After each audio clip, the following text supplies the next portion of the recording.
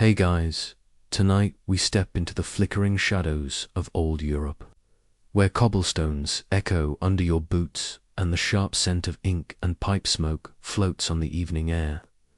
You're walking the narrow alleys of Trier, a sleepy little Prussian town nestled beside the Moselle River, where the street lamps seem more interested in flickering out than lighting your way. Somewhere in the distance, church bells ring melancholic and faint, like a bedtime lullaby with a hint of doom. In this quiet town, a boy named Karl is wide awake. And you, somehow, are right there beside him.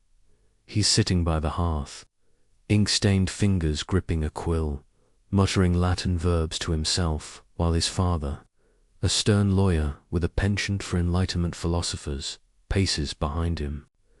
You catch glimpses of shelves lined with books Voltaire, Rousseau, stacked like kindling for a fire that hasn't quite been lit yet.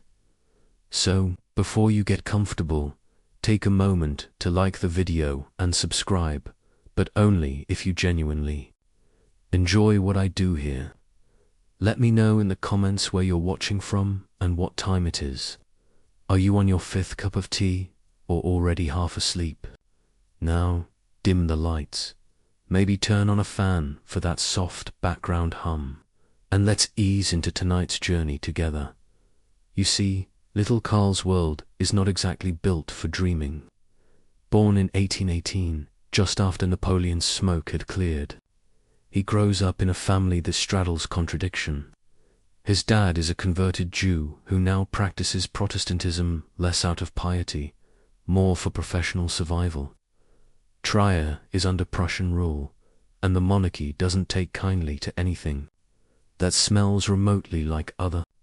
And you're just tagging along quietly as Karl's life unfolds like an uneasy symphony, violins of intellect, cellos of restlessness. At school, Karl is a bright student with an appetite for poetry, which you quickly learn is both charming and deeply cringeworthy. One poem he pens to a girl named Jenny includes the phrase, "My angel, my all, myself," which sounds more like an AI-generated love letter than anything a teenager should write. But hey, at least he tried. The young Marx isn't particularly political yet. That comes later. For now, he's obsessed with writing dramatic plays in the style of Goethe and Shakespeare. Tragic kings, fallen empires, star-crossed lovers. His imagination keeps running several revolutions ahead of reality. At home, things are less theatrical. His father Heinrich is strict but intellectual, a man who believes reason and reform can make the world better. He reads Voltaire aloud while sipping wine, and you sit across the room, slightly confused but nodding like you get it.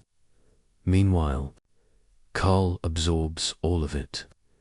You can feel the mental wheels turning behind those sharp young eyes. One rainy afternoon, as you sit with Karl under a leaking porch, he blurts out something about injustice, something about how it's strange that a farmer breaks his back all day and eats stale bread, while a banker drinks champagne at noon. It's just a thought, passing like storm clouds, but it lingers in the air. You don't realize it then, but this porch-muttering teenager will one day write words that make empires nervous.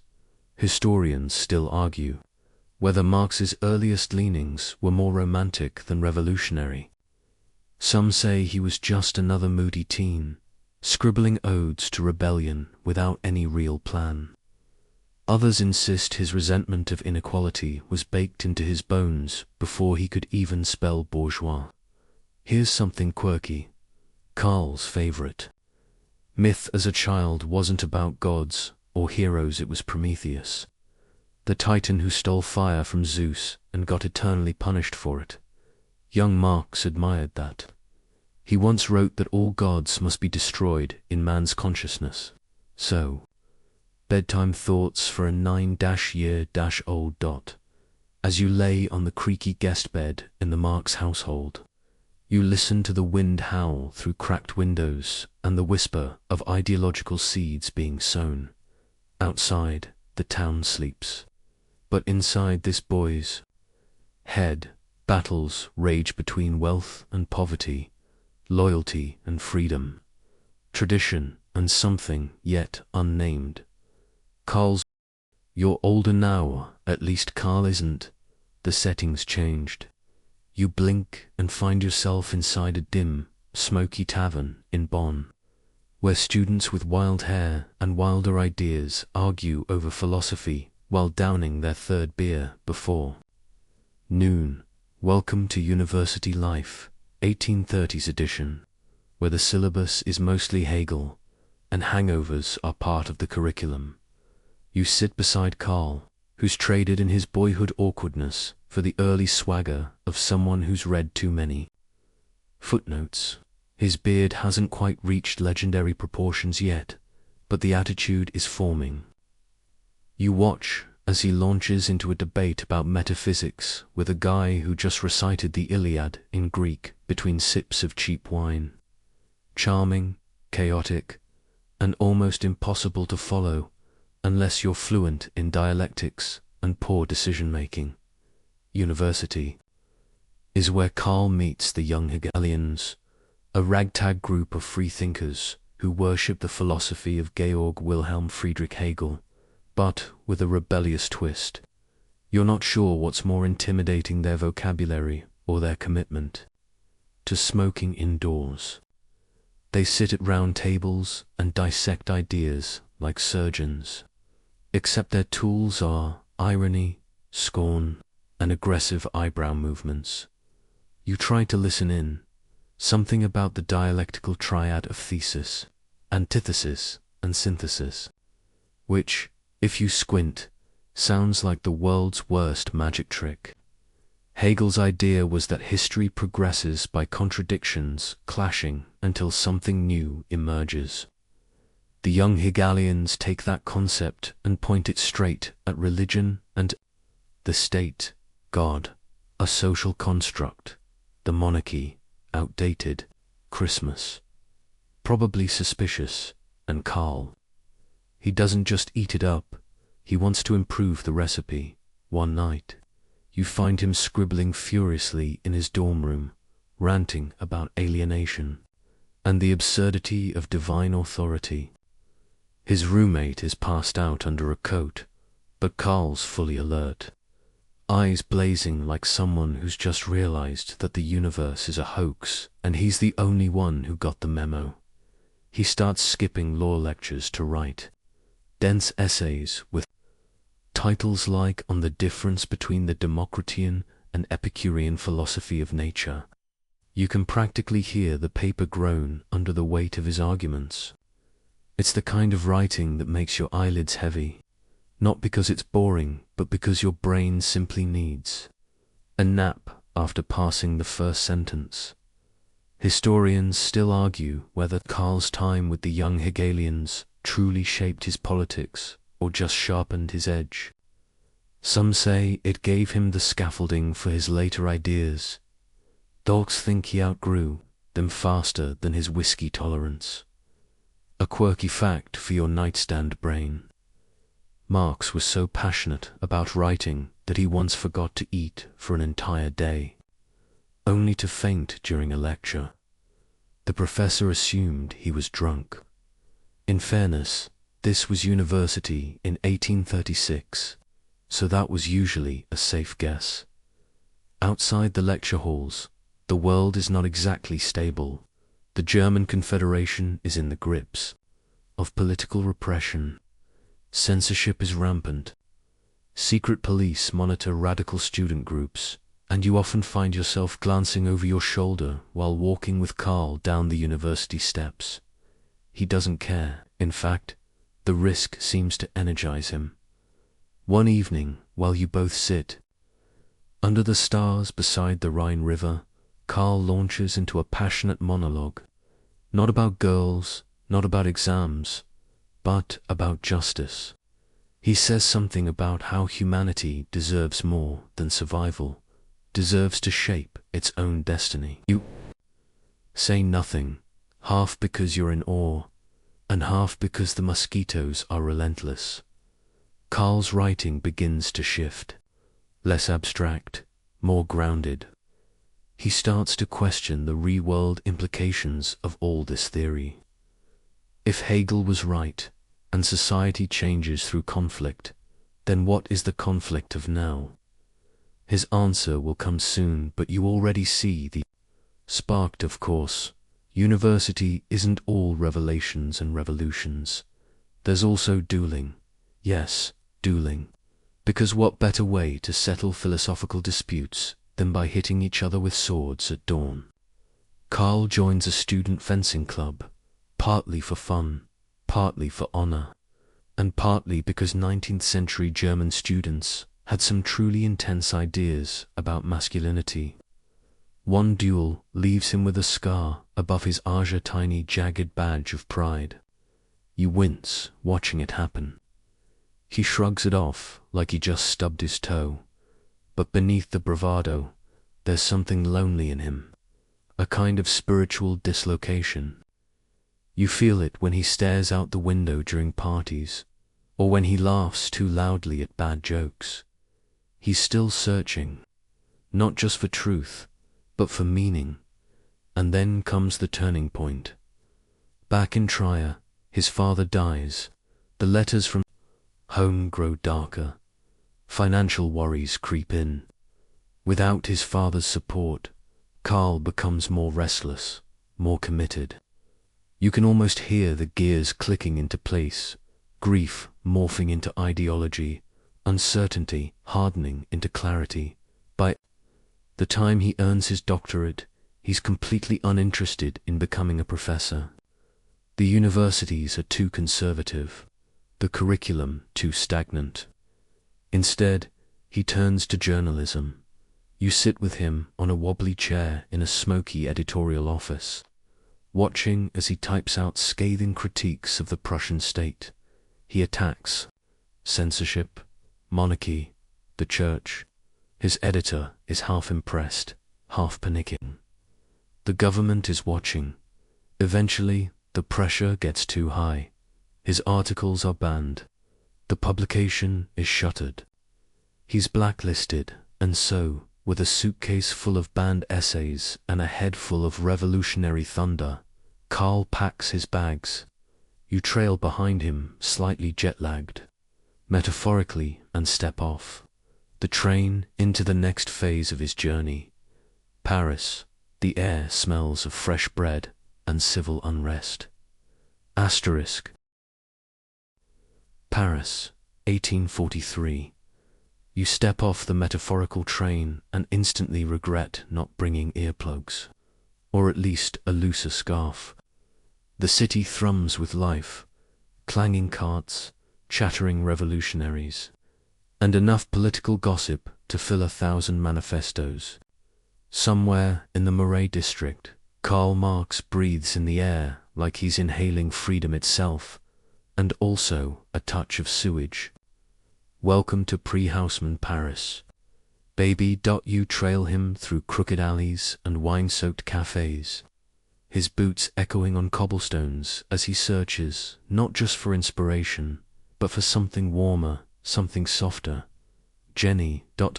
Yes. Jenny von Westphalen, Karl's childhood sweetheart and now his wife. You spot her standing by the window of their cramped apartment, elegant as ever, despite being surrounded by unpaid bills and revolutionary leaflets. Her clothes still carry a hint of aristocracy, but her hands are busy folding baby linens. It's clear she didn't marry Karl for a stable income. They're not quite newlyweds anymore, but the love between them still fizzes. In stolen moments, you catch Karl slipping notes into her apron pocket mini-essays on love and justice, sometimes on the same page. You're convinced their pet names probably sound like political slogans. My dialectical angel, maybe. Their life is romantic in the literary sense, meaning beautiful and wildly inconvenient. You sit beside them on threadbare cushions as Karl rants about Hegel's logic and France's broken class system, while Jenny stitches socks with a royal calm that could end wars. She's not just a supporter, she's his editor, confidant, and occasionally his therapist. And honestly, she deserves a full dissertation of her own. Historians still argue whether Jenny helped shape Marx's ideology or simply endured it. Some claim she was his silent co-architect. Others suggest she was more of a patient witness. Either way, it's hard to ignore how fiercely they clung to each other through the chaos. Here's a little-known tidbit for you. Jenny once pawned her family silver to buy Karl paper. Not food, not medicine. Paper. That's devotion, ... Or maybe just enabling. Depending on your sleep-deprived perspective, Paris itself becomes Karl's ideological petri dish. He spends his days in libraries, cafes, and the reading rooms of the Bibliothèque Nationale, devouring everything from Rousseau to Adam Smith. He meets radicals from all corners: German exiles, French socialists, Belgian firebrands, and debates them all with the energy of someone who thinks sleep is for the bourgeoisie. You, meanwhile, are doing your best not to nod off during a 5-hour discussion on the labor theory of value. But Paris isn't all philosophy and croissants, troubles brewing. The French government, already nervous about the surge of socialist thinking, starts to keep an eye on Karl. His articles, especially those published in Deutsche Französische Jahrbucher, raising eyebrows. And not the good kind. One night, over a dinner of bread, olives, and what might generously be called cheese, Marx leans across the table and whispers, "We are not safe here. You gulp your wine. It tastes like regret and fermented ambition." Despite the danger, Karl keeps pushing. His writing gets sharper, angrier. He begins to criticize not just monarchs and priests, but his fellow leftists too. You learn quickly that Marx has zero chill when it comes to ideological inconsistency. If someone claims to support the working class but hedges their bets, Karl skewers them like it's open mic night at a revolutionary roast. Among these intellectual brawls, he meets one man who doesn't flinch, Friedrich Engels. You don't pay much attention to him at first. Just another well-dressed guy with impressive sideburns. But soon, it's clear Engels is more than just another radical. He's the co-conspirator Karl didn't know he needed. And yes, we'll get to that bromance soon. For now though, let's focus on Karl's pen and the manifesto that's slowly beginning to take shape. It starts small, a few essays, a scathing critique here, a provocative footnote there, but one theme begins to rise above the others. Alienation. You lie on the rickety couch while Karl scribbles feverishly at his desk, muttering about workers separated from their labor, from each other, from their very selves. He talks about how the factory system has turned people into appendages of machines, which, admittedly, sounds like something your boss might do if given the chance. The concept haunts him. You watch as he fills notebook after notebook, trying to make sense of how capitalism doesn't just exploit it as strangers. It makes people less human. And yet, as Karl sketches out his diagnosis of the system, you feel something tender in his outrage. This isn't just anger, it's empathy, it's heartbreak. You start to realize Marx doesn't just want to tear things down. He wants to make people whole again. The city presses in. Paris grows tense. Surveillance intensifies. The walls seem thinner every night. One evening, while Karl is out delivering a letter, you catch Jenny burning one of his older drafts, just in case. She doesn't flinch. Her face glows in the firelight, unshaken. You sit in silence, understanding now why Karl calls her his strength, and then boom, the authorities come knocking. The French government, under pressure from the Prussians, decides Karl is more trouble than he's worth. He's expelled again. Another suitcase. Another goodbye. This time, you're off to Brussels. As the carriage rocks gently down muddy roads, Karl stares out the window, hand resting on Jenny's. He doesn't say much, but you can feel it. Something is shifting. The ideas are no longer scattered sparks. They're beginning to form a storm. He's no longer just a dreamer or a critic. He's becoming something else, a builder of systems, a forger of manifestos, a man who wants to redesign the very way humans live and labor and love. And you're there, yawning slightly, watching the transformation in real time. Brussels, 1845. You arrive to find a city that seems half asleep and half suspicious. It's quieter than Paris, less fiery. But Karl, he's more alive than ever. You've barely unpacked before he's dragging you into yet another cafe with rickety chairs and revolutionary manifestos pinned to the walls. There's a lot of talk, again, about the working class, but now the tone is sharper, clearer, as if the fog of philosophy has lifted, and right there, next to him, is Friedrich Engels. Ah, yes. Let's talk about this bromance, shall we? Engels is everything Karl isn't. Born into wealth, impeccably dressed, fluent in business speak, and suspiciously good at ordering wine. You get the feeling he'd be perfectly comfortable giving a TED talk and leading a strike in the same afternoon. The chemistry between them is instant. It's not just friendship, it's ideological fireworks. You, meanwhile, sip your lukewarm coffee and try not to feel like a third wheel in the revolution. They start spending nearly every waking moment together, writing, arguing, pacing, occasionally laughing at inside jokes about Feuerbach. You don't get most of them, but that's okay. Their collaboration is like watching a duet between a thunderstorm and a violin. Marx brings the fire, Engels brings the structure. Together, they begin laying down what will soon become the skeleton of modern socialism. Historians still argue whether Engels was the co-author of Marxism or simply its midwife. Some say Marx couldn't have built the system without him. Others insist Engels' role was overblown. But as you sit through yet another late-night session in their shared study, watching Engels gently nudge Karl's wild prose into something legible, it's hard to deny this is a two-man act. Meanwhile, Brussels provides the peace Karl needs. It's here that he begins to refine the concept of historical materialism. You catch fragments of his reasoning as he paces the floorboards. Barefoot, history doesn't unfold because of ideas, unfolds because of material conditions. The economy isn't just part of society it structures, it's culture, politics, even religion. They're all shaped by who controls the means of production. You blink slowly, trying to follow.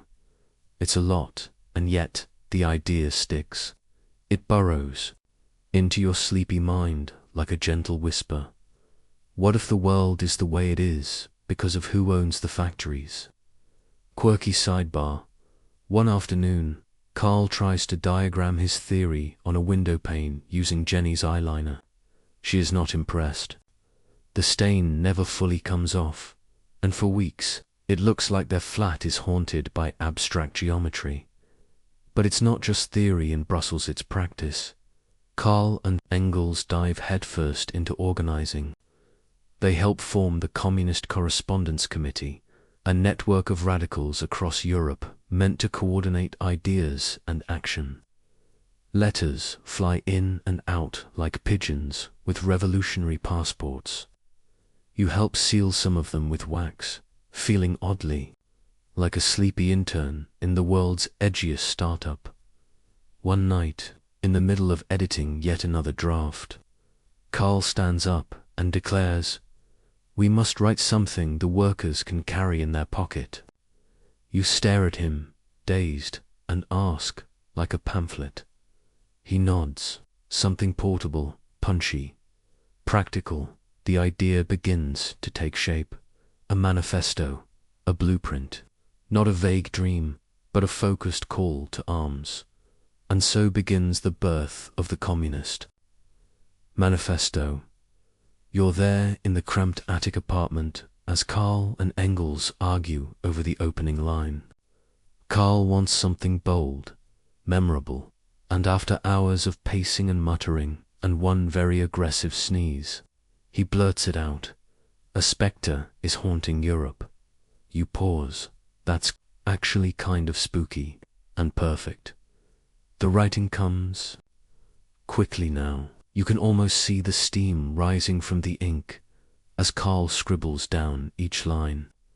The manifesto is more than a document. It's a map of the world's fault lines. It talks about class struggle, the rise of the bourgeoisie, and the inevitable revolt of the proletariat. You hear echoes of his childhood pain, his university defiance, his Parisian clarity.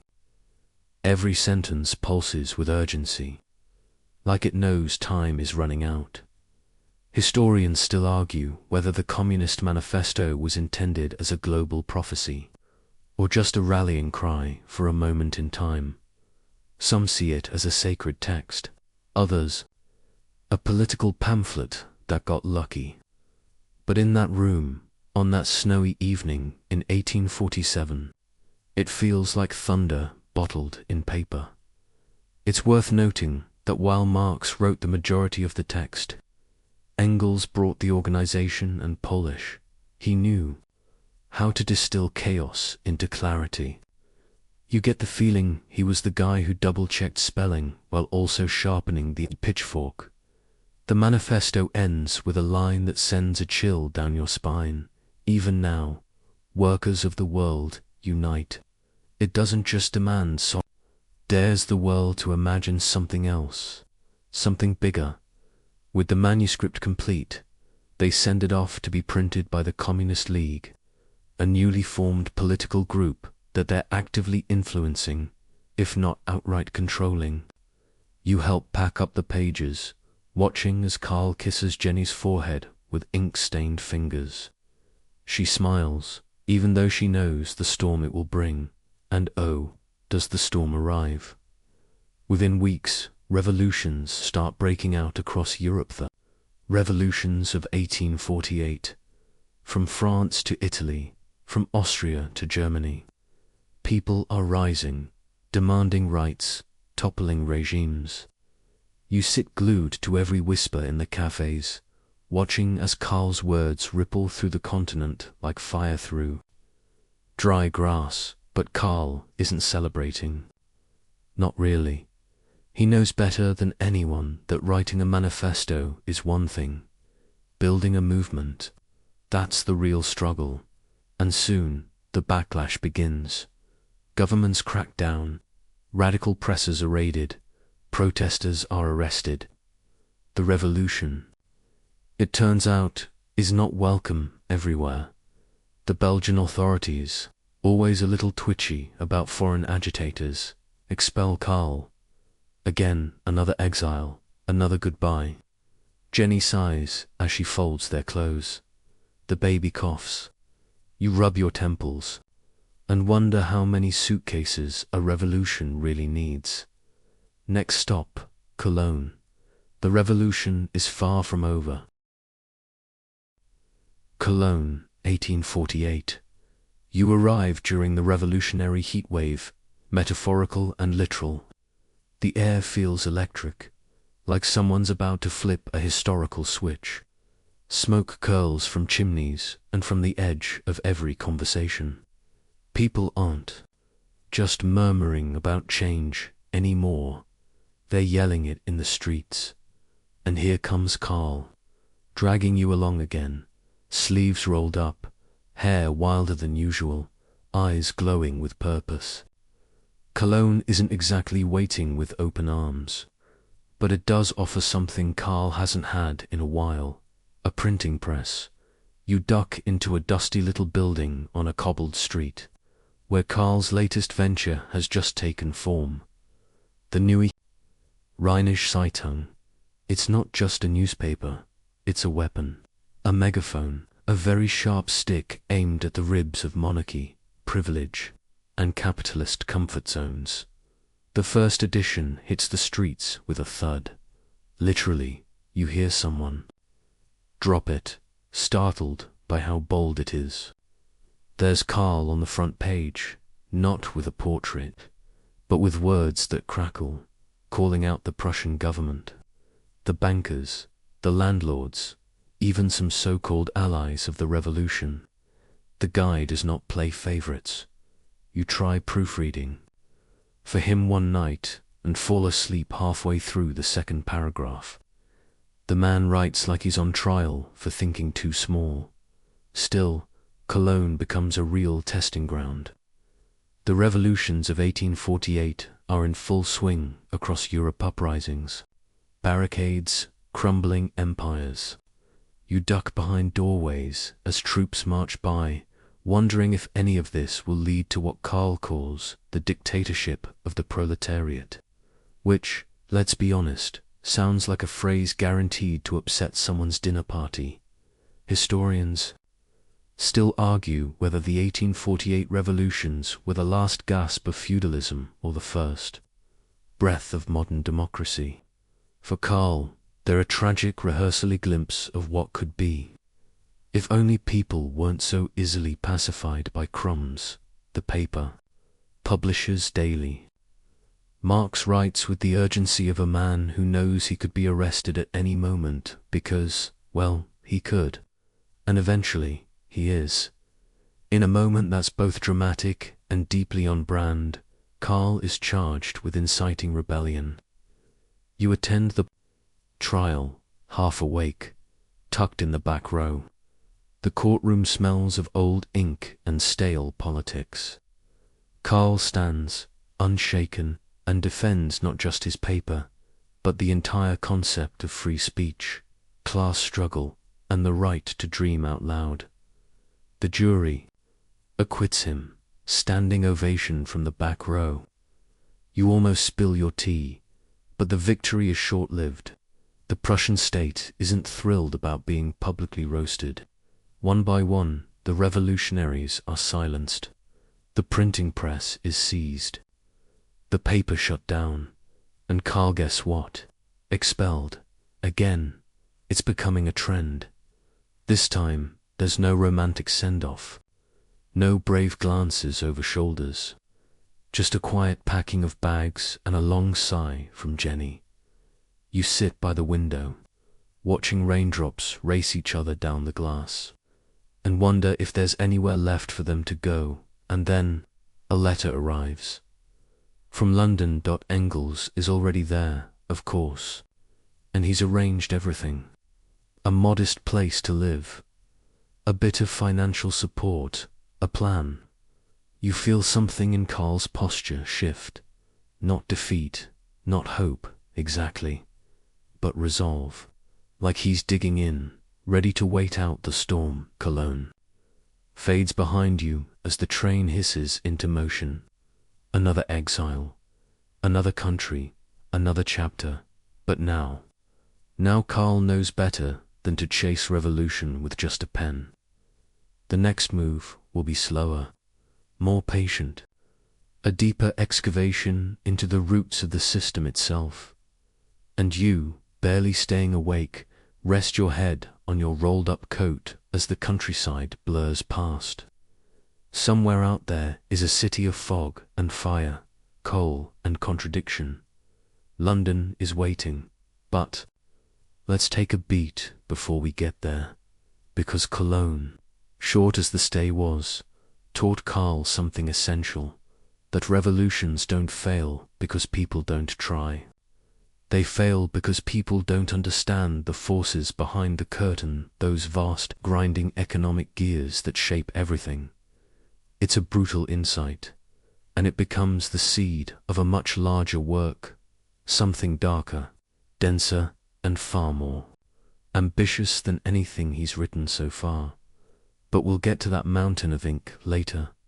For now, you watch the smoke rise from Cologne one last time, floating into the night like a ghost of what almost was. London, 1849. You step off the train and are immediately swallowed by the grey. It's a different kind of city, heavier, industrial, indifferent. The buildings seem to press down rather than rise up, and the sky is the colour of tepid tea. Welcome to the heart of the British Empire, where soot and ambition mix in equal measure. Karl looks older already. The years of exile, the endless flights from country to country, the failures of 1848, they've worn him thin, but London doesn't care who he is. Here, he's just another immigrant, broke and dragging his weary family into a tiny flat in Soho that smells vaguely of mildew and philosophical despair. You've seen some cramped quarters, but this is next level. The rooms are barely large enough to pace in. Furniture is mismatched and borrowed, and the fireplace sulks more than it burns. The baby's cough hasn't stopped since Cologne. Jenny does her best, sewing torn clothes by candlelight and occasionally muttering things in German that you suspect are not flattering to fate. And yet, Karl is more focused than ever. The newspapers may be gone, but now he has a bigger mission: dissecting capitalism itself. This is where the real grind begins. Each morning, you accompany him to the British Museum reading room, his cathedral, his laboratory, his padded cell. The place smells like ink and empire.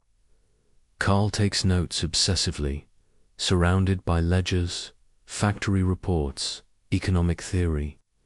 He's not browsing, he's performing an autopsy. Historians still argue whether Karl's London years were his most productive or his most desperate. There's a fine line between genius and collapse, and Karl walks it in worn-out boots. The project that begins to grow in his notebooks is Capital, or, as it'll eventually be known, Das Kapital. It isn't just a book, it's a beast, a monster, of economic theory that tries to explain how capitalism works, not just in slogans, but in cold, calculated mechanics. And oh, does he go deep.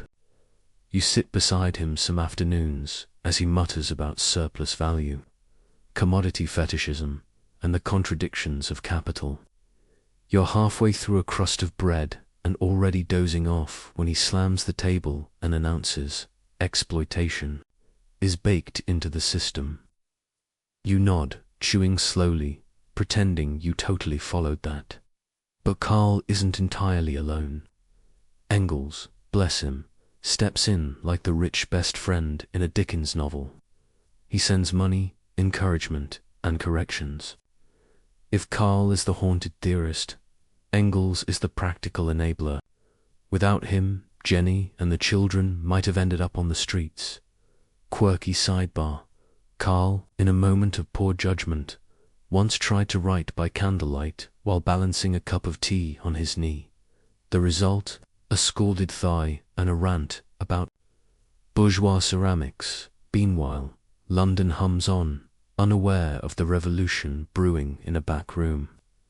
The city is a paradox, home to the most advanced capitalist economy in the world, and simultaneously the perfect stage for Karl's critique. He walks the streets and sees poverty beneath palace balconies, child labor outside textile shops, and bank towers rising like temples to Mammon.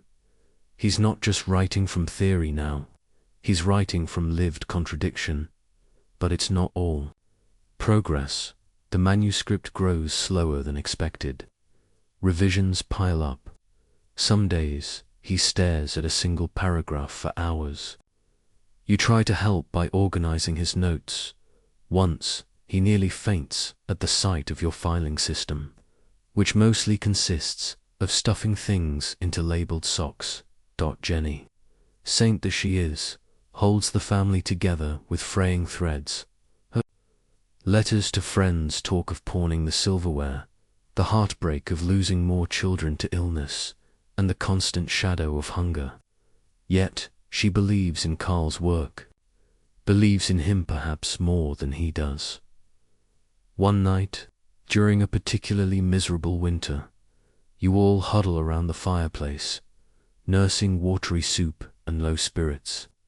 Karl, ever the poet of grim truths, murmurs, philosophers have only interpreted the world ... The point is to change it. You smile. That one, at least, makes sense on the first try. Still, life doesn't pause for genius.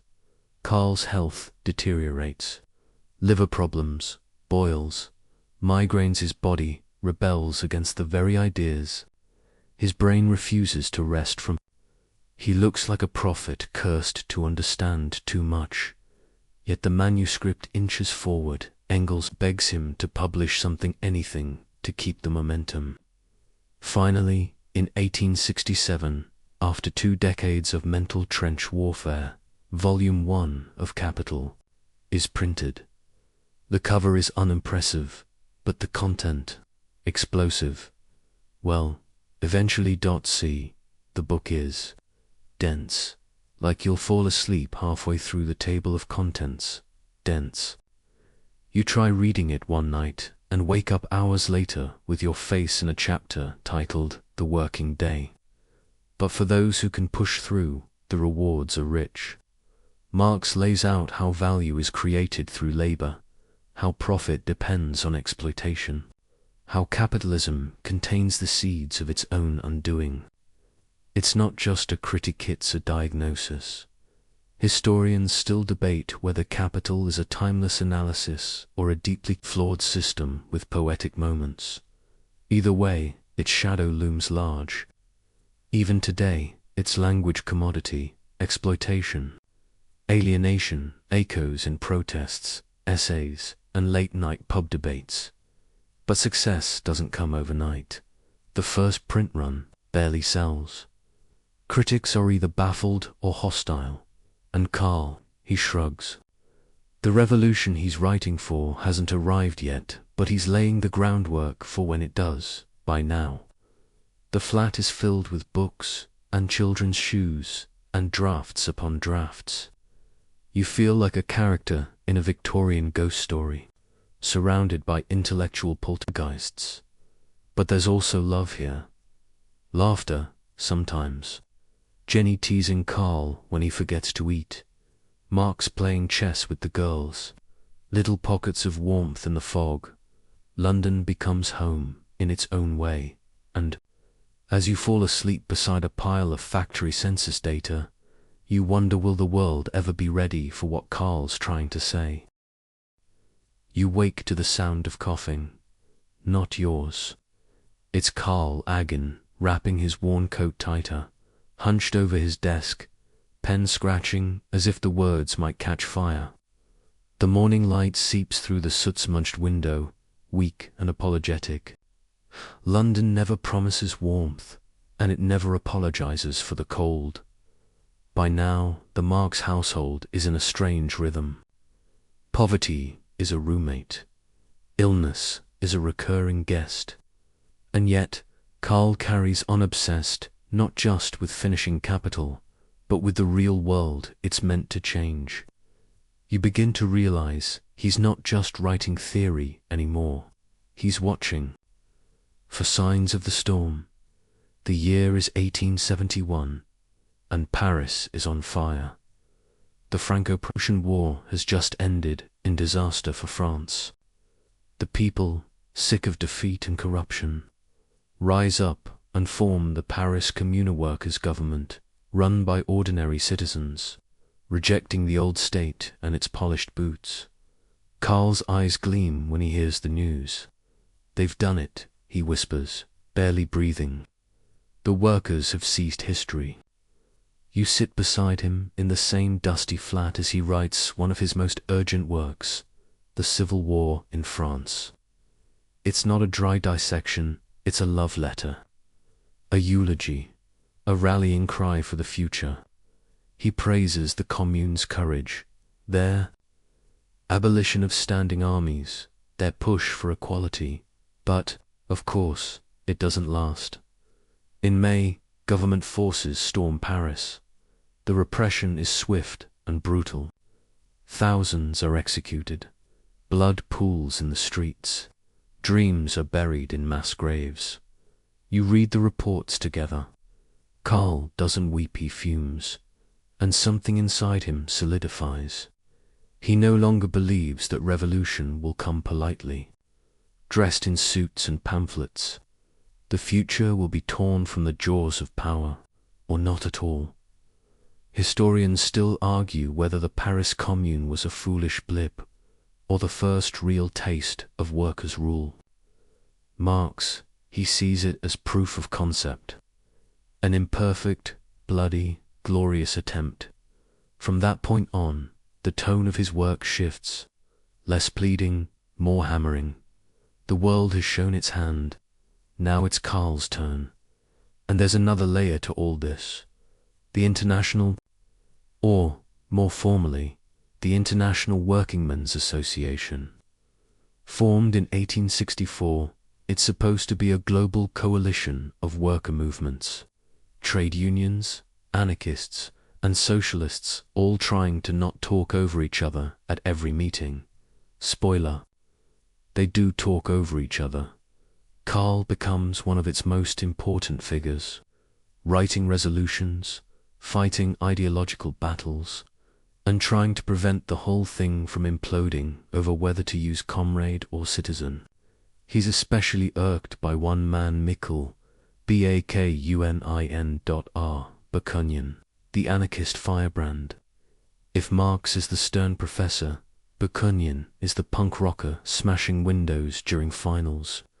They agree on almost nothing, except that capitalism is bad, and oppression worse. Their rivalry becomes legendary. Marx believes in the necessity of a structured workers' state, at least temporarily. Bakunin believes all states are evil and should be torn down like crumbling wallpaper. The debates are passionate, often petty, and wildly entertaining. At one particularly dramatic moment, Bakunin accuses Marx of trying to dictate socialism from the comfort of a London sofa. Karl responds by basically calling Bakunin a chaotic influencer who doesn't read footnotes. Quirky detail: the minutes of some meetings include complaints about the coffee. Turns out even revolutionaries need caffeine. Eventually, the tensions boil over. The International splits. The anarchists go one way, the Marxists another. It's like watching a rock band break up over creative differences, except these guys are arguing about the future of civilization. Karl, predictably, wins the bureaucratic battle, but the split hurts. The dream of a united global workers' front feels more distant than ever. Still, he doesn't stop. He can't. Back at the flat, things are quieter. The children grow up. Some don't survive. The losses never leave Jenny's eyes. Yet the house remains full of arguments, laughter, ink, and books stacked so precariously they might qualify as architectural hazards. One evening, over weak tea and a borrowed candle, Karl mutters about dialectics again. You nod sleepily, wondering if dialectics is just a fancy way to say never straightforward. And he smiles. Everything contains its opposite, he says. Every triumph, a flaw. Every flaw, a potential. You try to scribble that down and end up writing everything is a sandwich. It's late. Forgive yourself. The strange thing is Karl is becoming famous. Quietly, in circles of radicals, in university debates, in strike meetings across Europe, people whisper his name. Das Kapital might be dense, but its ideas are spreading, taking root, Marx becomes both a person and a symbol. You see pamphlets quoting him in German, French, Russian. A group of factory workers in Manchester sends a letter thanking him for explaining why they feel like ghosts. A group of students in Italy reads his work by moonlight, daring each other to imagine a world without bosses. He receives mail now. Adoring, critical, confused. He answers some, ignores many, and grumbles about others. But you can see it, a quiet flame of satisfaction. The work is moving beyond him. Still, he doesn't rest. He starts drafting volumes 2 and 3 of Capital. They'll never be fully finished. But that's not the point. The point is that he tried. Historians still argue whether Marx should have focused more on activism than theory, more on uniting movements than writing tomes. But Karl believed the greatest action was understanding. You cannot change what you cannot name, and so, in this small, smoky flat, surrounded by books and ghosts, Karl continues naming the system piece by piece. As you drift off to sleep, you hear him coughing again, but between the coughs, a line forms on the page, and the revolution moves a single word closer, asterisk. The fog rolls in thicker now, both outside and within. Karl is aging, visibly, like a candle burning at both ends, but still somehow refusing to go out. You sit in the corner of the flat, bundled under a moth-eaten blanket, as the familiar chorus of coughing, scribbling, and muttered German continues like an old vinyl looped too many times. You're in the twilight of his life, but no one dares admit it, yet not even him. London doesn't help. The winters grow colder, the sunlight more elusive, and the illnesses harder to shake. Karl's once sturdy frame stoops more each year. His beard is mostly grey now, streaked with white like frost on coal. Still, his mind refuses to surrender. If anything, his thinking grows sharper, more urgent. He's knee-deep in the unfinished volumes of Capital 2 and 3 on. They're a mess. Stacks of notes, diagrams, tangents that loop back on themselves like philosophical spaghetti. You offer to help organize him again, and this time he doesn't threaten to exile you to Bakanyan's couch. Progress Butty keeps betraying him. He suffers from carbuncles, a grotesque-sounding condition that's as painful as it sounds, and lung infections that keep coming back like they have a vendetta. Sometimes he has to lie down between sentences, but still he writes, because he knows time is now the rarest commodity. One afternoon, he's reclining in his chair, wheezing slightly, when he suddenly asks, "Do you think the workers will read any of this?" You're not sure how to answer. He chuckles dryly. Doesn't matter. Someone will, someday. You want to believe him. Jenny is still the sun that warms this cold little galaxy. But even suns burn out. In 1881, she passes away after a long illness. The house goes quiet in a way that's not just about sound. It's the kind of silence that coats everything: his coat, your socks, the walls. He doesn't eat properly. He forgets to sleep. You try to keep him tethered, but the loss has drained the fire from his bones. The letters he writes after Jenny's death are heavier, not sadder, just dimmer. Like the world has gone out of focus. Historians still argue whether Karl would have finished his work if Jenny had lived longer. She was his editor, his partner, his first line of defense against the storm. Without her, the wind gets in more easily, and then the second blow. His eldest daughter, Jenniken, dies a year later. It's almost cruel how quickly the universe dismantles what remains of him. He starts refusing visitors, ignoring most correspondence.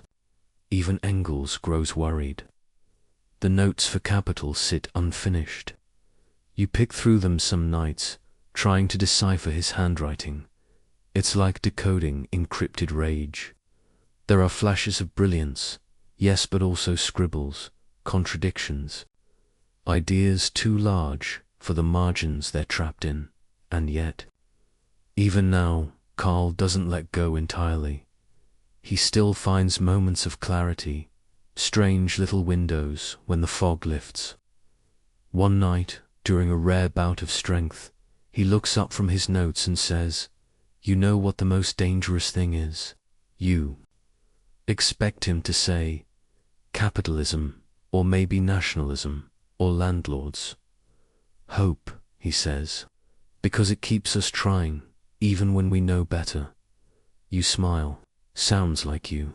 He smirks, then coughs violently for a minute straight. By the end of 1882, it's clear he's nearing the finish line. His health is deteriorating rapidly, and yet he refuses to die at his desk, like a cliché. Instead, he tries warmer climates, spends time in Algiers for a short while. But even North Africa can't undo the years of damp London air and ideological exhaustion. There's a quirky footnote here. By the way, Karl, while in Algiers, reportedly had a brief fascination with desert lizards. He would sit and watch them sun themselves for hours, occasionally muttering that they probably had better living conditions than most English workers.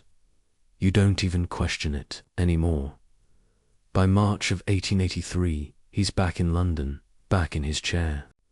Back to the only place he ever truly belonged, between an idea and a page. And then, one quiet afternoon, without drama, he slips away. You're the one who finds him, head resting gently, not on his notes, but beside them as, if even in death he needed a little distance from all the thoughts that never quite stopped chasing him. He was 64. Engels, ever the loyal lieutenant, delivers the eulogy at his funeral. Fewer than 15 people attend. There are no fanfares, no red banners, no roaring crowds, just cold wind and a grave in Highgate Cemetery. But Engels speaks truth that day. Marx was the best hated and most calumniated man of his time, he says.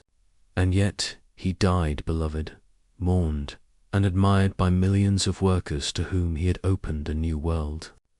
Historians still debate whether Karl Marx died a failure or a visionary. In his lifetime, he saw few victories. But history is not about speed, it's about echoes, and they're just starting. You leave the graveside slowly. There's a strange stillness in your chest. Like maybe, just maybe, the work really isn't over, because ideas, once seeded, do not die. They grow in silence, they sharpen in darkness, they wait, and as you drift toward sleep once more, you hear at the rustle of pages in some distant library, the muttered debates in backroom cafes, the slow, thunderous breath of history remembering its old ghosts. You wake again not in Karl's flat, not this time, but in a different kind of room, wood-panelled, echoing with strange accents, thick with the scent of tobacco, revolution, and sweaty overcoats. It's 1883, just months after Marx's death, and the world hasn't even begun to grasp what he's left behind. But someone has. Engels, yes. Friedrich Engels, the man who always played second fiddle, but never dropped the melody. He's mourning, sure, but there's no time to wallow. Because Karl didn't just leave behind a legacy, he left behind a literary bomb diffused by coffee stains, unfinished drafts, and cryptic margin notes, and Engels. He's the one holding the wire cutters. You sit beside him as he spreads out Karl's manuscripts, stack after stack of drafts, outlines, illegible side comments, and entire chapters that just stop mid-sentence. It's like trying to build a cathedral with a box of puzzle pieces and no lid image. And yet Engels doesn't flinch, because he knows this isn't just about Karl anymore, it's about the world understanding the system he tried to expose. He rolls up his sleeves, lights a pipe, and dives in. It'll take him over a decade. Volume 2 of Das Kapital comes out in 1885. Volume 3 follows in 1894, after Engels has spent countless nights editing, interpreting, and sometimes just flat-out guessing what Karl would have meant by organic composition of capital C appendix. No appendix attached. The books are dense, dry in places, explosive in others. Not bedtime reading unless you're trying to knock out a rhinoceros. But they matter, because now, for the first time, the full picture of Marx's theory starts to take shape. The cycles of capitalism, the way profit comes from surplus value, the constant pressure to cut labor costs. Marx doesn't just say capitalism is bad. He diagrams its bloodstream. Historians still argue whether Engels shaped too much of the final product. Some even whisper that he polished away the sharper, messier corners of Karl's mind. But without him, those drafts would have stayed buried in a London drawer, read only by moths and aspiring economists with a death wish. And here's the fun twist. Marx is becoming more famous now that he's dead than he ever was alive. You hear his name on workers' tongues in Germany, whispered in factory meetings in Belgium, scribbled in the notebooks of young revolutionaries in Russia. His ideas travel faster than his body ever could. And sometimes they mutate. By the 1890s, Marxism becomes a thing. Not just a philosophy, but a movement. One that even Karl might not recognize entirely. If he popped back in for a ghostly look, different thinkers interpret him differently. Some, like Edward Bernstein, argue for revisionism, the idea that maybe capitalism can evolve into socialism through gradual reforms instead of revolution. Others, like Rosa Luxemburg, think that's nonsense and want to grab the system by the throat. Then comes a new name, Vladimir Ilyich Ulyanov, or, as history will know him, Lenin. You watch him closely. Young, razor-sharp, angry. He devours Marx's works like their prophecy, but he also twists them, adapts them. For Lenin, revolution isn't just inevitable, it must be engineered through a party, through discipline, through force. In 1917, the Bolsheviks overthrow the Russian provisional government, the first successful Marxist-inspired revolution in history. Or at least, that's what they say. You're standing now in the snow of Petrograd, watching red flags rise above palaces once guarded by emperors. It's thrilling, it's terrifying, and it's messy. So much blood for something Marx once dreamed would be peaceful eventual. Even historians still debate whether Lenin's Russia was the fulfillment or betrayal of Marx's vision. After all, Karl had little to say about the day after the revolution. He was more focused on the conditions that would make one inevitable. And here's your fringe tidbit. Lenin kept a bust of Marx on his desk, right next to a clock that never worked. Time and theory locked in silent disagreement. Back in Western Europe, socialist parties grow. Some follow Marx's playbook. Others tear it up and rewrite the lines. The German SPD becomes a major political force. The Labour Party rises in Britain. Meanwhile, anarchists roll their eyes and mutter, "We told you so." Marx's name starts appearing on banners, pamphlets, graffiti. You see it scrawled on jail walls, quoted in parliamentary debates, used in protests, manifestos, and awkwardly by People who've never read more than 3 lines of the Communist Manifesto but still really love quoting it on Twitter. You laugh quietly. He would have hated that. Or maybe loved it. Probably both. One of the quirkiest moments comes in 1902, when a group of American socialists commissions a massive banner for a Labor Day parade. The slogan, "Labor is the source of all wealth." They attribute it to Benjamin Franklin. It was actually Marx. Go figure. You travel now, invisibly, like Marx's ghost ideas, to Italy, where Antonio Gramsci writes from prison about cultural hegemony, to China, where young radicals are translating Marx by candlelight, preparing for storms to come, to Cuba, Vietnam, Angola, everywhere the ground shakes under colonial boots. Each time, Marx is adapted reassembled like revolutionary Lego. Sometimes they get him wrong. Sometimes they get him to right. Sometimes they use his name to justify things so brutal you wonder if Karl wouldn't rise from the grave just to slap them with Capital, Volume 3. And yet, you feel it. He's in all of it. Not the man, the spark. He didn't hand out blueprints, he handed out flint and steel, and people desperate, dreaming, furious people have been striking sparks ever since. The century turns like a grinding wheel, sparks flying, and the world reshapes itself in ways Karl never foresaw. You stand in the thick of it, now the 20th century, and Marx, oh, he's suddenly the most famous philosopher nobody actually reads. You drift through the smoky backrooms of Berlin cafes, the candlelit corners of Shanghai dormitories, and the whispered student meetings in Paris basements. It's not just theory anymore, it's movement. Messy, electrified, and riddled with contradictions by the 1920s and 30s. Marx's face appears on more posters than most living politicians. His beard alone becomes a kind of sacred icon, staring out across waves of human upheaval. Workers chant his name, university students debate his diagrams, and secret police start putting people on lists just for owning his books.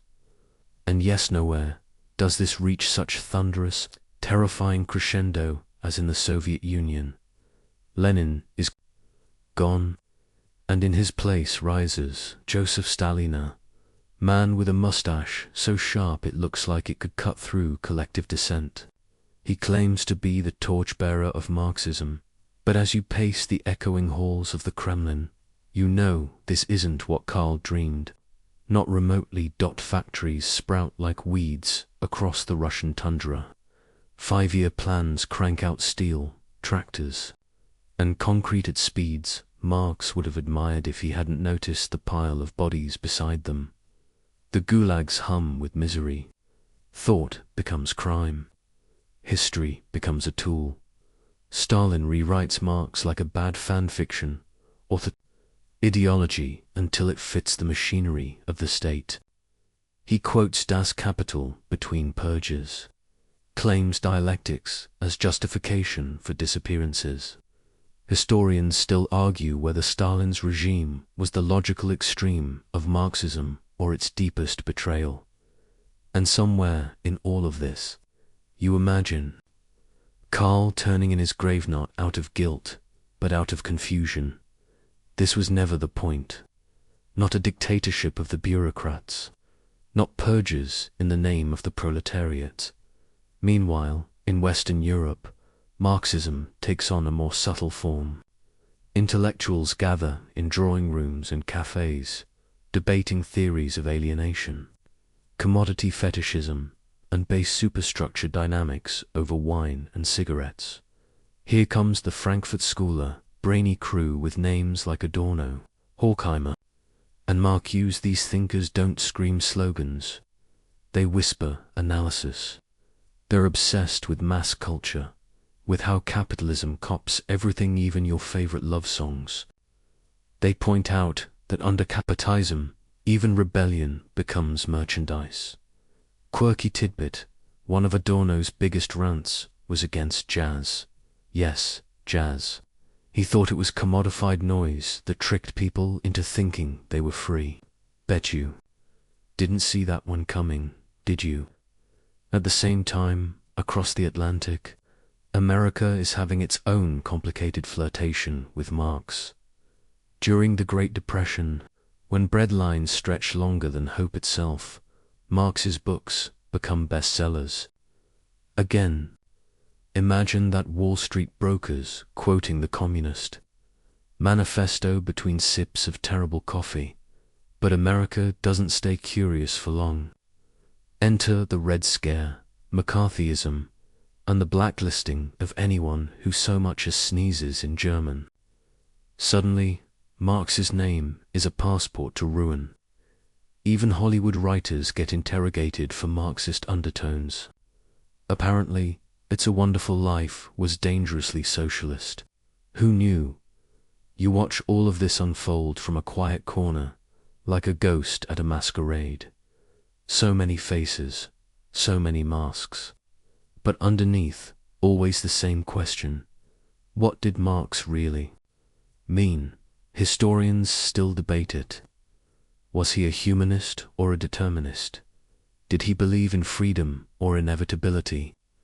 Did he want a stateless utopia or a well-managed council of bearded intellectuals arguing about grain quotas? The truth, perhaps, is all of it tanned, none of it. Because Karl's genius wasn't that he built a flawless system. It's that he cracked open a conversation too big to finish. And now you drift into the 1960s, and things really start to glow. You're in Paris, May 1968. Barricades rise. Tear gas rolls through the streets. Students chant, "Be real." The impossible, graffiti reads, "Marx is dead, and so are you." The revolution feels like it might actually happen until it doesn't. But the energy, the ideological fire, oh, it burns beautifully. Halfway across the globe, Marx is showing up in anti-colonial struggles. Frantz Fanon uses his frameworks to describe psychological oppression in colonized minds. Che Guevara scrawls Marxist notes in jungle camps. In Vietnam, Ho Chi Minh adapts Marxism into a nationalist survival strategy. It's everywhere, on flags, in chants, in prison letters, in neon protest signs and whispered lectures from guerrilla leaders to teenage recruits. And always, always, you can feel the tension between theory and practice, the purity of Marx's original thought versus the tangled compromises of reality, between utopia and human nature, between freedom and control. Sometimes Marx is a symbol of liberation, sometimes a mask for control, and yet people keep returning to him, like a compass that doesn't point north but somewhere else entirely. You start to understand something. Here in this historical swirl, Marx never really belonged to himself. Not after 1848, not after Capital, not after he died. He belongs to history now, to anyone bold or desperate enough to think the world could be better than it is. He is dust. And yet everywhere, and as the Cold War simmers, as walls rise and fall, as new movements sprout from old soil, you drift on, the ideas crackling like embers behind you. Somewhere in the haze, you think you hear his voice again, still coughing, still writing, still believing. You step forward now into the second half of the 20th century, and Marx, well, he's no longer just a philosopher. He's a battleground. An entire Cold War is being fought over whose version of him gets to shape the future. On one side, the Western capitalist bloc paints him as the root of all totalitarianism. Bearded boogeyman whose ghost allegedly haunts every breadline and military parade east of Berlin. On the other, The Soviet Union insists that Marxism-Leninism is the only scientific path to equality, despite the looming shadow of authoritarianism and, let's be honest, a distinct lack of working-class joy. And you float between the worlds, watching the ideological tug-of-war play out like a surreal global chess match where nobody really remembers the rules. It's the 1970s, and Marx is being read in a new light. Post-colonial theorists are picking apart the Eurocentric assumptions in his work. Feminists are asking, wait, where are the women in this so-called universal struggle? Turns out, not very present. Marx wrote a lot about labor, but domestic. Labor, emotional labor, crickets. Historians still debate whether this was a blind spot or a reflection of the era he lived in. Either way, thinkers like Sylvia Federici and Angela Davis are not waiting around for a posthumous apology. They extend Marxist analysis into kitchens, classrooms, and prisons. They argue that capitalism didn't just exploit workers in factories, exploited care, emotion, and the unpaid labor of women holding families together.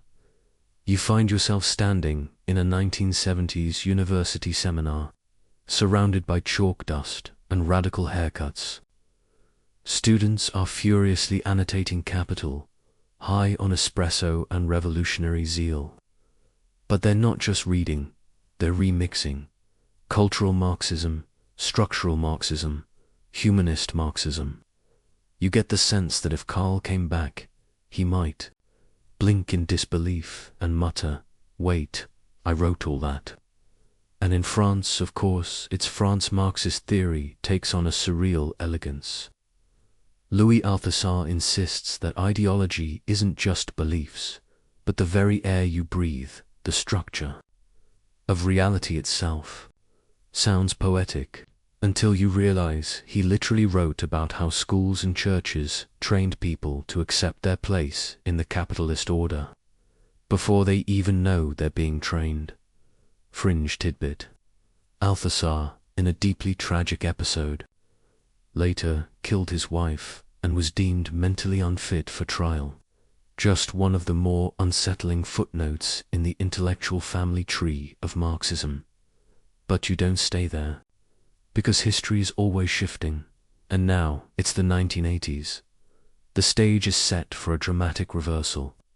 You stand in front of the Berlin Wall. It's enormous, ugly, absurd concrete slicing through the heart of a divided city. One side boasts bright lights and Levi's jeans, the other, queues, grey uniforms, and speeches about proletarian virtue. The West tells its citizens, look, this is what happens when you follow Marx. And to be fair, it's hard to counter that with a pamphlet. But then 1989, cracked off the wall, shudders. Graffiti artists sprint forward. Chunks fall away like old scabs. You feel the dust in your nose.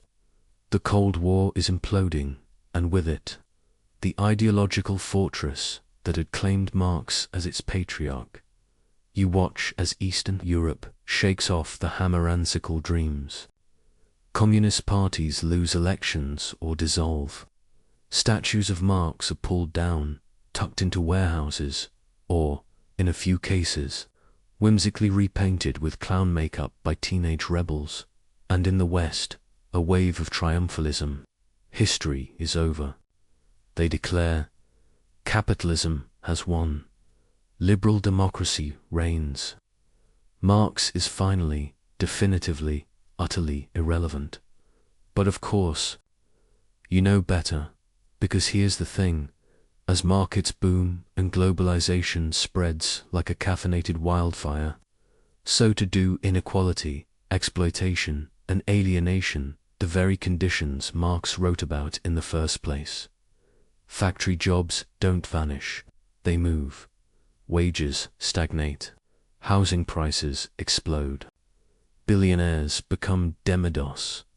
And in the background, Karl's voice starts to whisper again, not loud, not from a pulpit, but through cracks in the concrete. You pass through the 1990s, now an age of glitzy consumerism and dial-up internet. Nobody wants to talk about Marx, yet his fingerprints are still smudged on every conversation about corporate power, labor rights, and systemic inequality. Hip-hop artists drop his name. Economists deny him with suspicious frequency.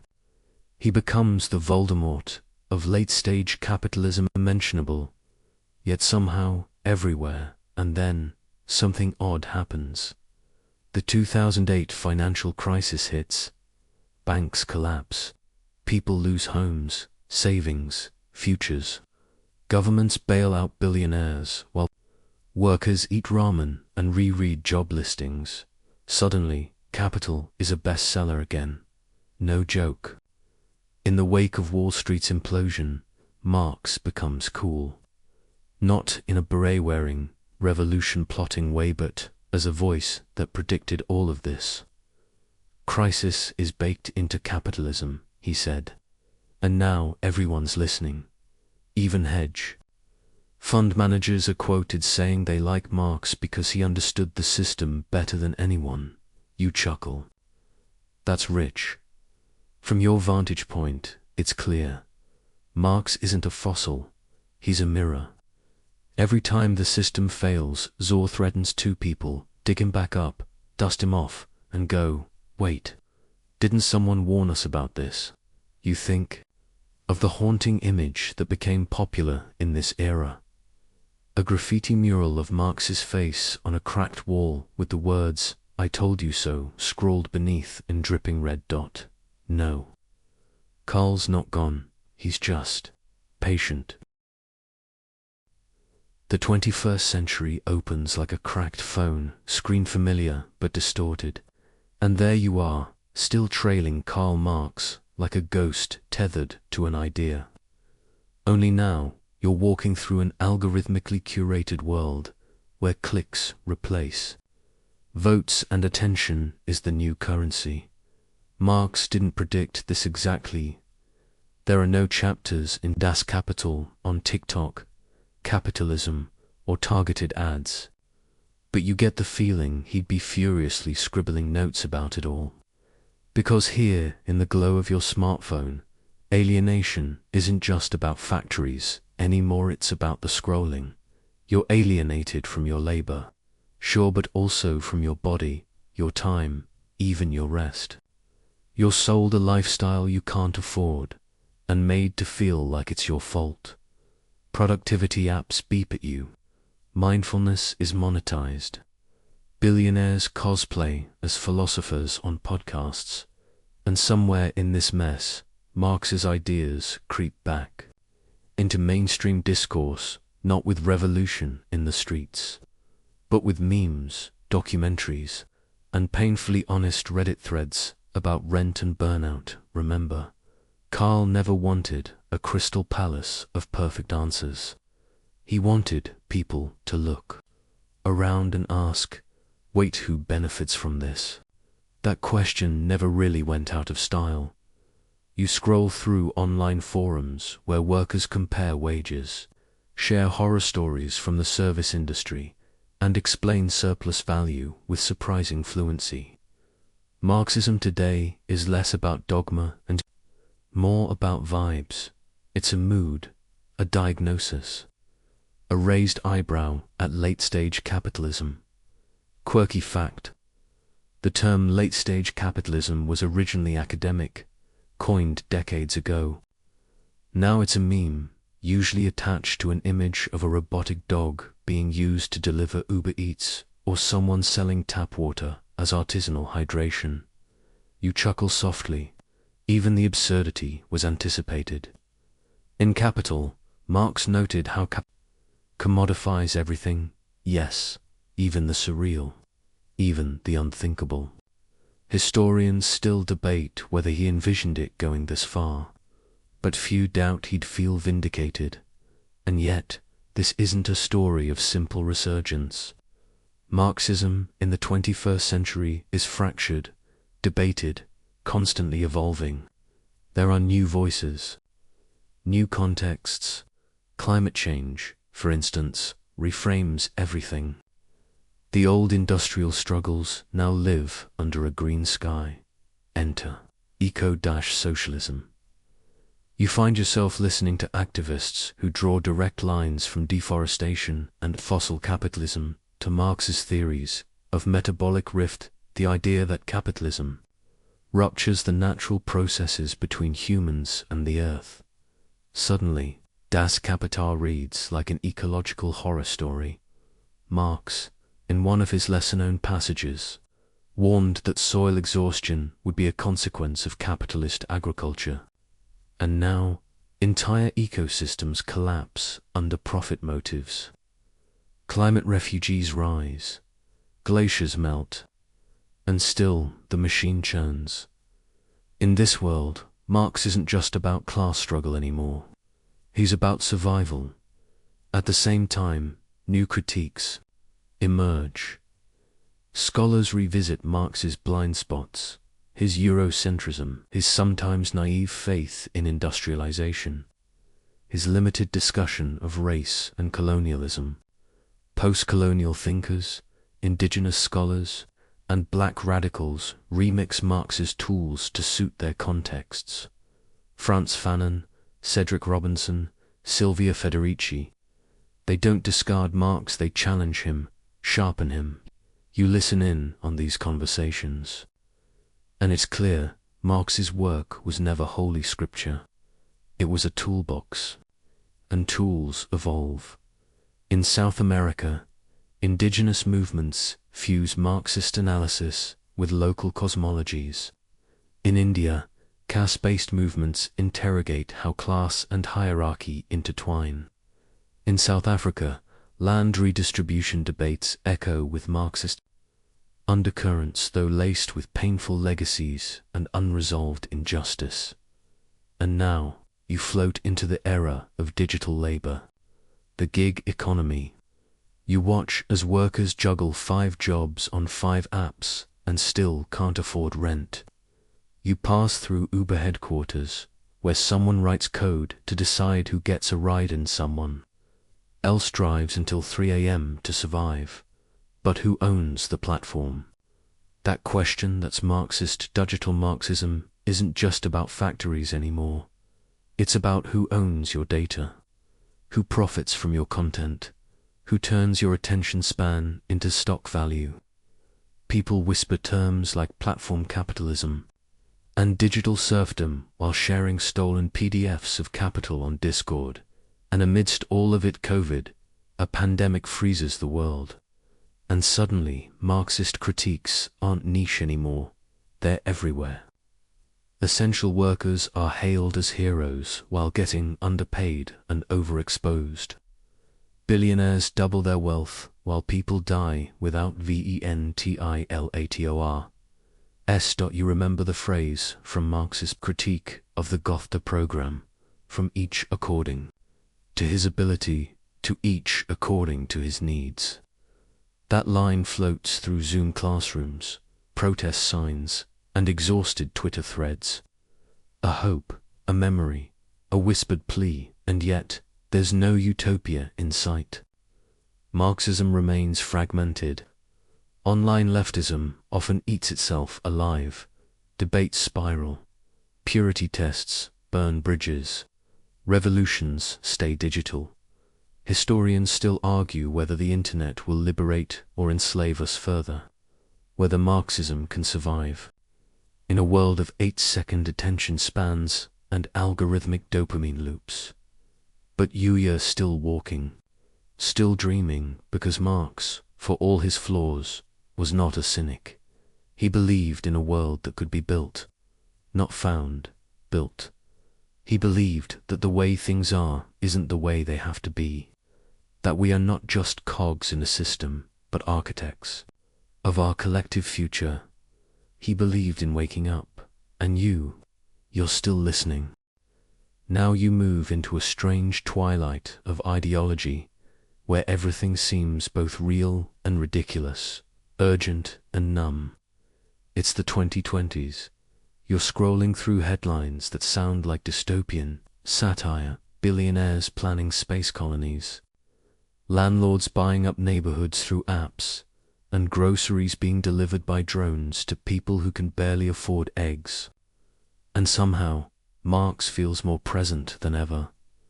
You sit in a quiet apartment, probably rented, probably overpriced, staring at the glow of your screen.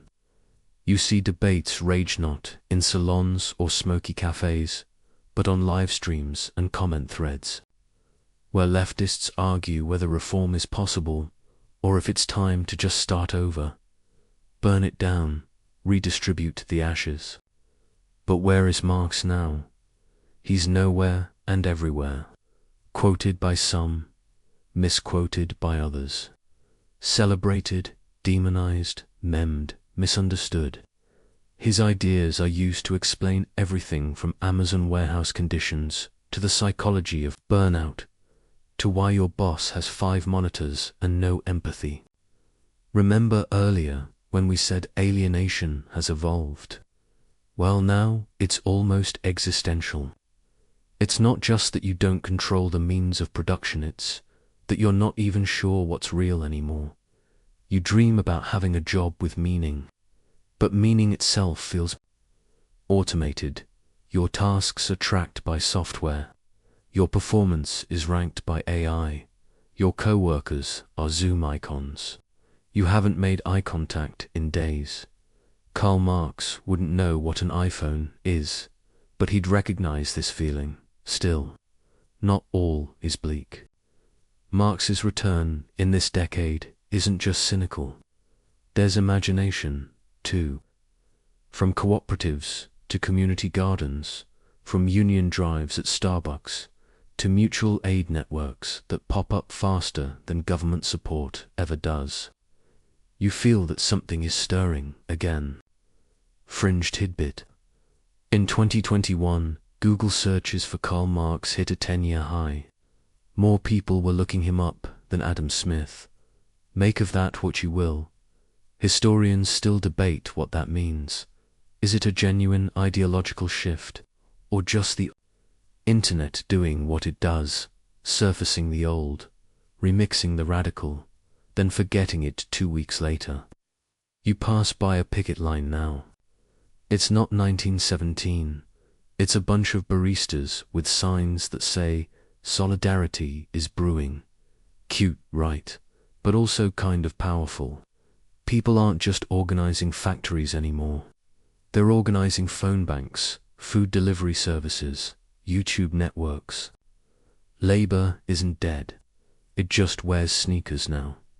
You remember Marx's words, "The proletarians have nothing to lose but their chains." And here, in this modern version, the chains might be credit card debt, impossible rent, or simply the grind of trying to make it in a world that keeps moving the finish line. But even as inequality grows and the planet warms, Marxism is no longer the rigid dogma it once appeared to be. It's flexible, intersectional, climate conscious, emotionally literate. You hear words like degrowth, decolonization, care economy. The ideas are rooted in Marx, but they're stretching out like tree roots, searching for new soil. You pass through classrooms where Marx is taught not as gospel, but as a foundation, something to build on, challenge, reimagine. Professors no longer preach, they facilitate debates. Students bring TikTok references into discussions about labor theory. It's absurd, it's fascinating, it's alive. In this era, there's no singular Marxism, there are Marxisms. You explore anarcho-communist, TikTok, eco-Marxist exines, socialist Twitch streamers debating billionaires in real time. You see people trying to make socialism trendy and occasionally succeeding, at least until the algorithm pivots to cat videos. But even memes leave residue. You see a cartoon of Marx on a skateboard saying, "Abolish landlords," and suddenly someone, somewhere, starts to ask questions. Why do we accept this as normal? And isn't that the point? Marx never promised utopia. He promised contradiction, struggle, and the chance to choose otherwise. So here you are, living in contradictions. A world where information is free, but rent is not. Where you can video call someone in Peru while paying $9 for a latte made by someone who can't afford health insurance. A world where alienation wears wireless earbuds, but also a world where solidarity still happens. Quietly, fiercely, daily. You walk through the remnants of history and feel the echoes. Paris, Petrograd, Havana, Soweto, Seattle, different revolutions, different results, but all lit by a similar spark. The refusal to accept things as they are. You might not have a manifesto in your back pocket, but you have questions, you have doubts, you have empathy, and that's enough.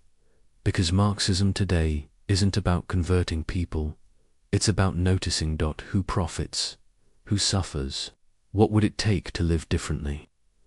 You lie back on your couch, hearing the soft hum of your fridge, the occasional honk outside your window, and the buzz of distant news you're too tired to read. The questions are still there. They always will be. But so is the dream. A classless society, a life with dignity, a world where value isn't measured in profit margins. That dream, you're still in it. You drift now through the deepest layers, the part of the dream, where time folds in on itself and you begin to ask quieter questions.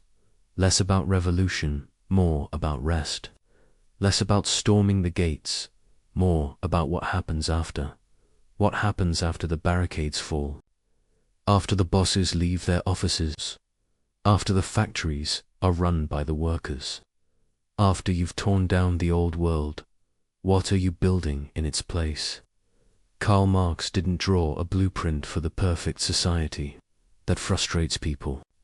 But it also frees you, because instead of a fixed design, he left behind a question. What would life look like if it were truly humane? So here you are, floating through the world you want not, the one you're stuck in. There are no private jets overhead. No one is homeless. No one is crushed by debt. There are jobs, sure, but they don't feel like jobs. They feel like participation. Contribution. You work fewer hours because the purpose isn't profitized balance. And remember that word, alienation. It's gone now. You're not cut off from your labor. You bake bread and you know where the flour came from. You grow vegetables in a shared garden and nobody calls it side hustle.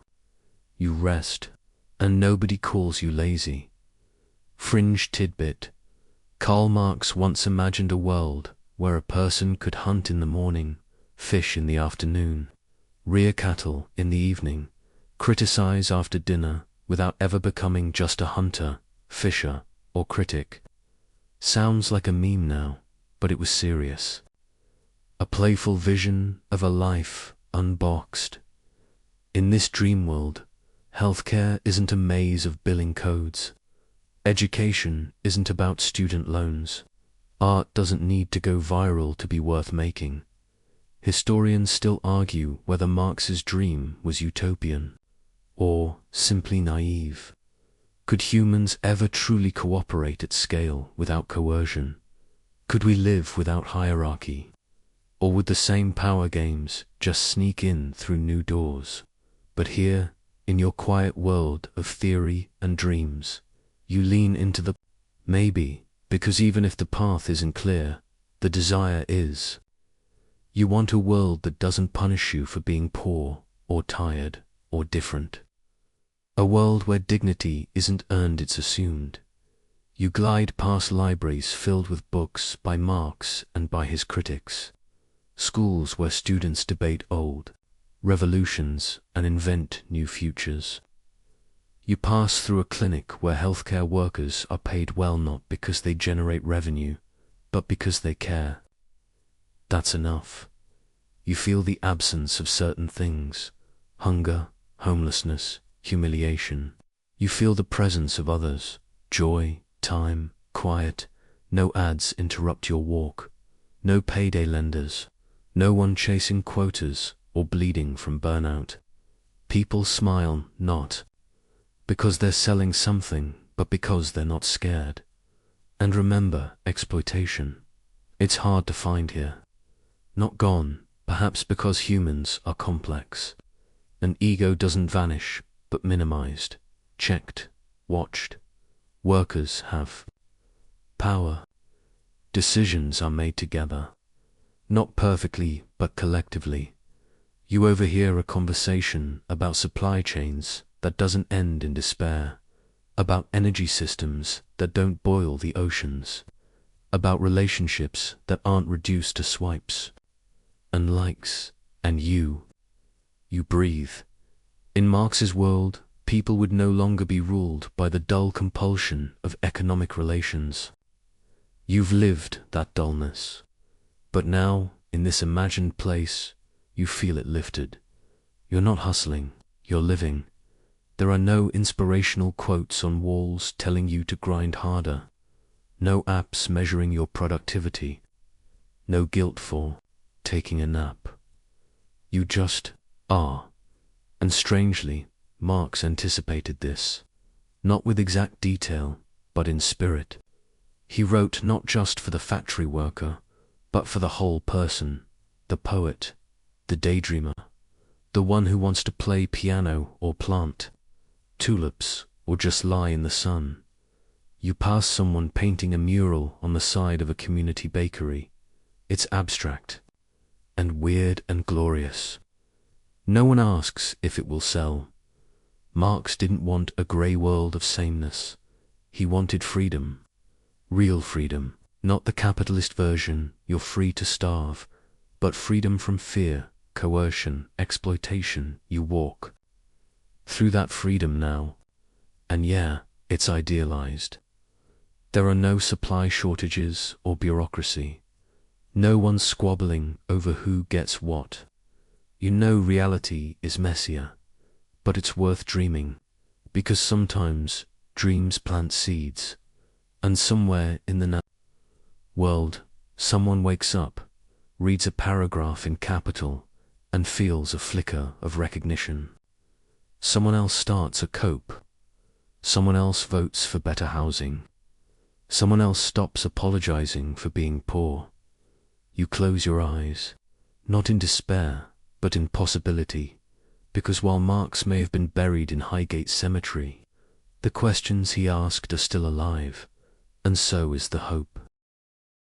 And now, as your eyes get heavier and your thoughts start to stretch like shadows at dusk, you drift into the last fold of this journey where theory dissolves into feeling, and all that's left is a quiet murmur of what might be. You find yourself in an imagined future, but this time it isn't grand or revolutionary, it's personal. You wake up in a room that's modest but warm. The sun filters through linen curtains. You don't need an alarm. You don't panic about bills. The kettle whistles. You make coffee not for the caffeine rush before a commute you resent, but because you enjoy the ritual. You step outside. The street hums, gently, not with engines and honking, but with conversation and laughter. There's no Uber driver trying to squeeze 3 more rides before lunch. No delivery cyclist running red lights to make the algorithm happy. Instead, neighbors share rides. Meals are exchanged, not sold. People see each other. Fringe detail, Marx and Engels once considered. Opening a newspaper in London focused entirely on worker stories. It never happened, but the dream lingers in the podcasts and collectives of today, where everyday people still try to make meaning without chasing clickbait. Historians still debate whether Marx would approve of all this modern softness. therapy speak, the gentle parenting, the mutual aid spreadsheets. Maybe he'd grumble. Maybe he'd adapt. He always did admire resilience. You cross a square where old statues once stood, now replaced by sculptures that shift every season, chosen by the community. Nothing is permanent, and nothing has to be. There's a festival being set up. Kids with chalk, grandmothers handing out tamales, a teenager playing violin, off-key but earnest. Someone's organizing a discussion group, Marxism and memory, how we heal together. You pause, realizing that revolution doesn't always look like fire. Sometimes it looks like care, like a chair being pulled up for someone who used to be ignored, like a letter written by hand, like rest when the world told you not to. And here's the real twist. In this version of the future, you don't have to earn your place. You don't have to prove your productivity to be loved. You just exist, and that's enough. You remember something Marx wrote late in life, when his beard had gone grey and his body was tired. The true realm of freedom begins where labor ends. He wasn't glorifying laziness. He was honoring the right to simply be. You watch as a child draws a sun on the sidewalk. No irony, no sarcasm, just a sun. It's perfect. In the end, all the theory in the world can't replace that feeling. Not exploitation, not alienation, not revolution, just peace, just stillness, just the idea that maybe another world really is possible. And you've walked through history, through manifestos and misfires, through decades of rage and hope and everything in between. And now, you're ready to sleep. So lie back, breathe. Let the noise of the day drift away. Let the hum of possibility lull you deeper. No bosses here, no quotas, no ads, just you, just rest. Just the quiet echo of a bearded philosopher whispering from the 19th century. You are not alone. You are not broken. And one day, the dream might just wake up. Asterisk, asterisk, asterisk. The world softens now, like evening light slipping through half-drawn curtains. Your breath slows, your body stills. No more factories, no more pamphlets, no more protest signs thudding in your chest. Only this gentle letting go. You've traveled far from dusty libraries to digital revolutions, from angry manifestos to soft, imagined futures. You've listened to a man who spent his life dissecting systems of control, but in these final moments, he asks you to put the books down. You don't need to debate anymore. You don't need to organize. Not tonight. Tonight your only task is to feel the bed beneath you, the coolness of the sheet, the air whispering past your cheek. Somewhere a faucet drips, a ceiling fan turns. The world keeps moving, but you, finally, don't have to. You've carried questions. You've wrestled with contradictions. You've walked through fire and theory and time. Now, let yourself step out of the circle, just for a while. Let your muscles release. Let your heart stop planning. There's no fight to win in this moment. Just a slow, rhythmic reminder. You are safe, you are worthy, and the dream of a gentler world, it lives in you. Now hush, dreamer. Rest easy, sleep well. Tomorrow can wait.